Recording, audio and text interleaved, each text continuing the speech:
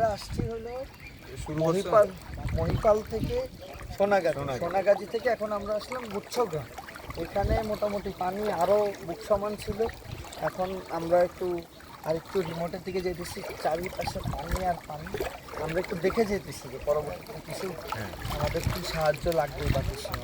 এখানে অনেকবার যেগুলো বাড়ি ডুবে গেছে কোনো মানুষ নেই এখানে, আর যেগুলো এখনো মানে পানি কমে গেছে বাড়ি হতো বা এখন পানি নেই, অনেক ফিরে আসছে এখানে, এই ঘরগুলো পরিষ্কার করছে। আবার এখানে যেটা হচ্ছে কিছু মানুষ জীবিকা অর্জনের জন্য, মানে যাদের এখানে খাদ্যের কোনো ব্যবস্থা নেই, মাছ ধরে তারা কোনো মতো চলছে, তিনবেলা খাদ্যের ব্যবস্থা নেই তেমন।